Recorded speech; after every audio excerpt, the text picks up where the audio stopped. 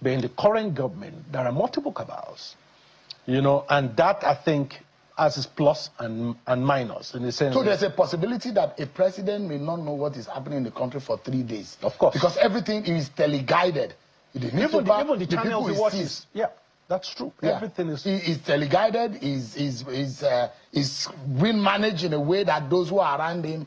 And that's why the name of Tunde Sabiu, for example, came up. As his level of education, his experience, those who, they say, controlled what went on, who saw the president, what kind of... in fact, the daughter of the president wrote, who somewhat is... what's it called? Forensic auditor. Yeah, and went and discovered that some of the signatures of the president in documents were forged. That's correct. And that's how powerful some of the people around the president. So it's not the fault of some of these presidents sometimes. It could be the fault of those who are managing them, is it?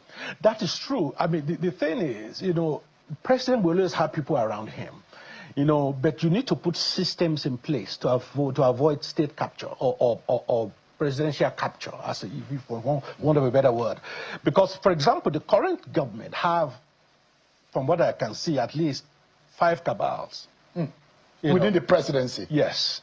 And the interesting thing about one of the cabals actually is headed by the president himself, based on my own analysis. You know, because if you're looking at the word cabal are people who have proximity to power and who have the ability to influence policy and decisions. You know, so in this current administration, you have at least 5 groups, all fighting. Who are these groups? Okay, if you're talking about the 5 cabals, number 1, there is the chief of staff group. That's Gbajabiamila. Yes, and by that I mean not just him, people who are in close circle. In that, yeah. In that you had Wike to that, you had NSA to that, and you know people who are in the circle. That's one. Number 2, you have the Seyi Tinubu's, you know, pathway. That's another circle. The boy is that powerful. Oh yes, and also people he helped to put in government. So that forms another group. The 3rd group, of course, is the First Lady. You can't rule that out.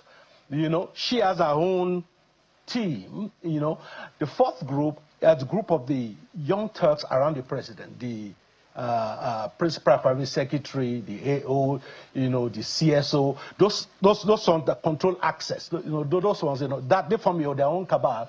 And then the 5th cabal, which the president head himself, actually are what I call the geriatrics. There are quite a few old people that have influence on the that he listens to. That he listens to. So some of them, I understand, some of them are even complaining that I've not seen him in a long time. They are not allowing us to see him. No, what you see there is a conflict of cabal. You know, part of the danger of having multiple cabals like that is decision making is slower. Because once one cabal pushes a decision, the others fight against it. And then, you know, it takes a while for the man to make a decision. And there's a problem.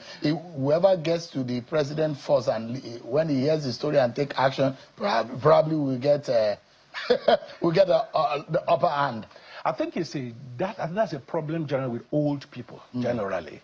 You know, I mean, for those of us who have old people in the family, the first person to report tends to be the innocent party. You know, so that's what